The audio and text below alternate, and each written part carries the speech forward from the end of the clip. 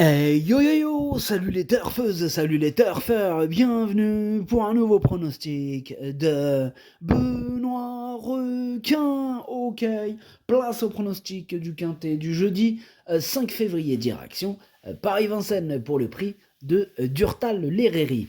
Trop attelé, 2100 mètres, départ auto-start, 15 partants car le 15 est non partant, réunion 1, course 1, indice de confiance 2 sur 5.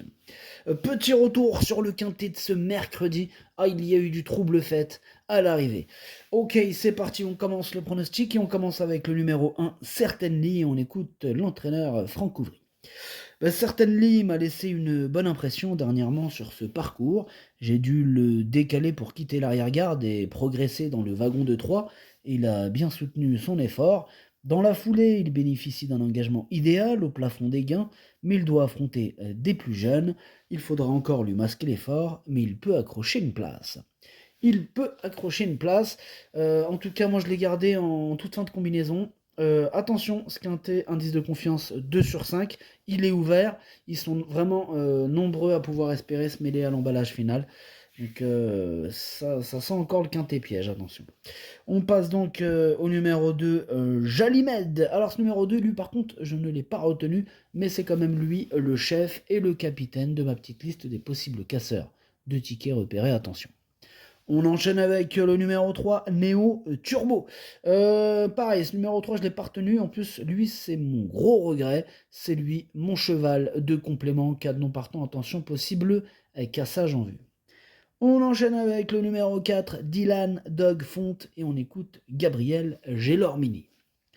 Dylan Dogfont, il n'est vraiment pas évident dans les premiers mètres, il faut le connaître. Malheureusement, on a joué de malchance ensuite dans le parcours. Ici, il découvre un bel engagement en première ligne derrière l'autostart. Il fait face à une course visée. Il a la pointure d'un tel lot. Je pars avec de la confiance. Moi, il me plaît beaucoup ce numéro 4. Il a hérité d'un excellent numéro. Je pense qu'il a largement sa place à l'arrivée. Bon, voilà, j'en ai préféré d'autres pour les toutes premières places, mais je l'ai gardé plutôt en bout de combinaison.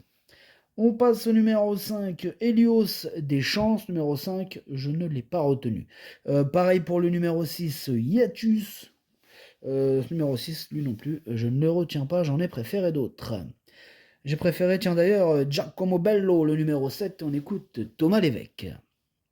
Giacomo Bello se plaît sur les 2100 mètres. J'ai préparé cet engagement. Mais il ne faut pas trop fournir d'efforts dans le parcours. Bon, s'il peut bénéficier d'un déroulement de course à sa convenance, il dispose d'une bonne chance à ce niveau. Il dispose d'une bonne chance à ce niveau, nous dit Thomas Lévesque. Écoutez, Giacomo Bello, ce numéro 7, c'est tout simplement lui mon préféré, malgré le numéro un peu à l'extérieur. On passe au numéro 8, Joker Gemma, et on écoute Marc Sassier. Joker Gemma a eu un peu trop tiré à Toulouse et n'a pu contrer les attaques. Bon, je l'avais laissé plaquer car il n'avait plus assez de pieds. Il est revenu à la campagne depuis.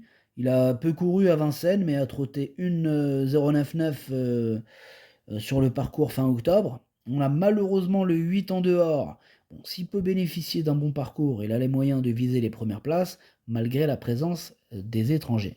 Ouais, et malgré ce numéro compliqué, le 8, c'est pas facile.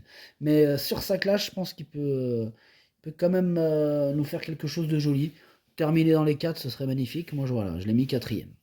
On passe au numéro 9, Global Concept, et on écoute Madame Anne-Christine Rasmussen. Global Concept a gagné plaisamment dernièrement à Bordeaux. Lors de sa sortie précédente, il effectuait une rentrée tout en étant muni d'une ferrure lourde. Comme en dernier lieu, il sera plaqué devant et déféré des postérieurs, il va se plaire sur ce parcours et semble en mesure de confirmer. Ok, merci Madame Anne-Christine Rasmussen. Lui aussi, il a hérité d'un numéro compliqué, on va dire, entre guillemets. Pourquoi entre guillemets? Parce que pour moi, le vrai numéro compliqué, c'est le numéro 8. Le numéro 9, quand on le regarde statistiquement, il y a pas mal de numéro 9 qui terminent dans le quintet. Enfin bref, c'est des statistiques, mais voilà. Moi, je l'ai carrément mis sur le podium, malgré ce numéro 9, Global Concept, attention à lui. On passe au numéro 10, Dayak, et on écoute Hansen Eric Bondo. Dayak n'avait pas couru pendant plusieurs semaines avant sa dernière sortie. Il avait sans doute besoin d'une vraie course. Il devrait être meilleur cette fois. Il a fait ses preuves sur les 2100 mètres et a déjà trotté une 10 à plusieurs reprises. On est en dedans avec le 10. S'il arrive à s'exprimer correctement, il peut terminer parmi les 5 premiers. Écoutez, ce numéro 10, je l'ai gardé dans mon prono à la 6e place. Donc, attention. On enchaîne avec le numéro 11, Kaxig In. Alors, ce numéro 11, bon, je l'ai pas retenu en même temps, on peut pas tous les retenir, il faut bien faire un choix. Et ce numéro 11, c'est un regret, c'est mon deuxième cheval de complément en cas de non partant. On passe au numéro 12, Portofino. Ce numéro 12, lui non plus, je l'ai pas retenu. Et il est en plein milieu de ma petite liste des possibles troubles fêtes. On passe au numéro 13, Dayard, et on écoute Pierre-Louis de Sonnette. Dayard s'est retrouvé de bonne heure le nez au vent et a logiquement coincé dernièrement. Auparavant, il avait pris la 3e place d'une épreuve semblable sur ce parcours, sans être aussi bien qu'en début de saison dernière. J'aimerais l'avoir un peu plus fringant. Il s'élance en seconde ligne, mais il garde malgré tout son mot à dire pour les places. Ok, merci Pierre-Louis de Sonnette. En tout cas, ce numéro 13, je l'ai gardé dans mon prono à la 5e place. On passe au numéro 14, Godfather, et on écoute Alexandre Abrivard.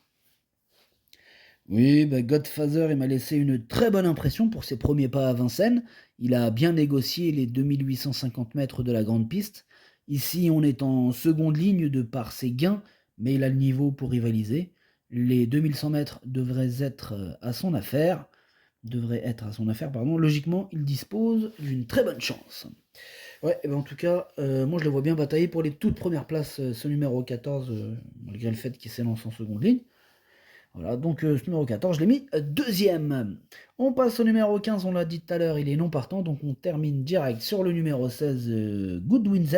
Et ce numéro 16, je ne l'ai pas retenu, mais il est tout de même à l'arrière de ma petite liste des possibles troubles fêtes. Le pronostic, ça donne 7, 14, 9, 8, 13, 10, 4, As. Merci d'avoir suivi cette vidéo. Donc, comme je l'avais dit précédemment, maintenant vous avez deux niveaux sur le bouton rejoindre. Le niveau 1, prono en 8+2. Le niveau 2, stratégie quintée. Le stratégie quintée, il vient tout bonnement remplacer la puissance de mon site. Donc voilà, c'est du sur-mesure. Celui qui veut être accompagné pour les tickets directement. Voilà, donc on adapte notre stratégie du jour quintet. On ne peut pas jouer tous les jours de la même manière, et c'est à ça que sert ce niveau stratégie quintet niveau 2. Bienvenue à toutes et à tous, à jouer avec modération. Bonne chance, chopez-le moi, ciao.